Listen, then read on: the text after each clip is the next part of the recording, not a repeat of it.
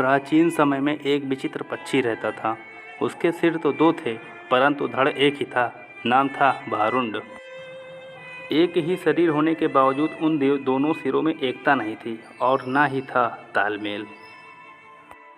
वे एक दूसरे से बैर रखते थे। हर जीव सोचने समझने का काम दिमाग से करता है। दो सिर होने की वजह से उनके पास दो दिमाग भी थे।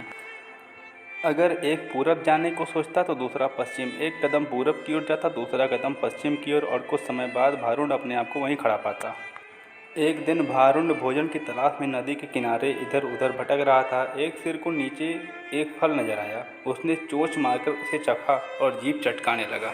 वाह, ऐसा स्वादिष्ट फल तो मैंने आज तक नहीं खाया। भगवान ने इस दुनिया में क्या क्या चीज़ें बना रखी हैं। अच्छा, जरा मैं भी चख कर देखूं। दूसरे ने अपनी चोंच उस फल की ओर बढ़ाई थी कि पहले वाले ने उसे झटक कर उधर फेंका और बोला, अपनी गंदी चोंच इस फल से दूर ही रखना, और इस फल को मैंने पाया है और इसे मैं ही खाऊंगा। अरे, हम दोनों एक ही शरीर के भाग हैं। खाने पीने की चीज़ें तो हमें आपस में बांट कर खानी चाहिए। दूसरे ने दलील दी। पहला सिर कहने लगा, ठीक, हम दोनों एक ही शरीर के भाग हैं। पेट हमारा एक ही है। मैं इस फल को खा लूँगा तो पेट में ही जाएगा और पेट तुम्हारा भी भरेगा। दूसरा सिर बोला, खाने का मतलब पेट भरना ही थोड़ी होता है भाई, जीभ का स्वाद भी तो कुछ होता है। तबीयत की संतुष्टि तो जीभ से ही मिलती है। खाने का असली मज़ा तो मुंह में ही है। पहला सिर चिढ़ाने वाले स्वर में बोला, मैं तेरी जीभ और खाने के मज़े का ठेका थोड़ी ले रखा है। खाने के बाद पेट से डकार आएगी जो तेरे मुख से भी निकलेगी, उसी से गुजारा चला लेना, और अब बकवास मत करो, मुझे फल खाने दो।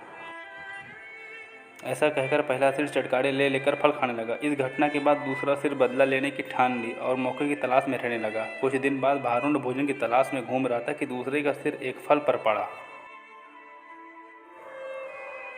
उसे जिस चीज़ की तलाश थी उसे वह मिल गई। दूसरा सिर फल पर चोट मारने ही जा रहा था कि पहले सिर ने चीख कर चेतावनी दी, अरे अरे, यह फल मत खाना।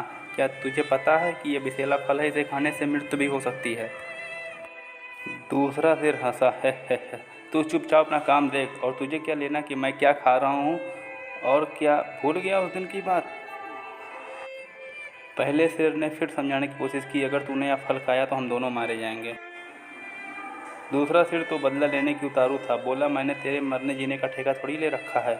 जो खाना चाहता हूँ वो खाऊंगा, नतीजा चाहे कुछ भी हो। अब मुझे शांति से विषैला फल खाने दे। दूसरे सिर ने सारा विषैला फल खा लिया और भारुंड तड़प तड़प कर मर गया।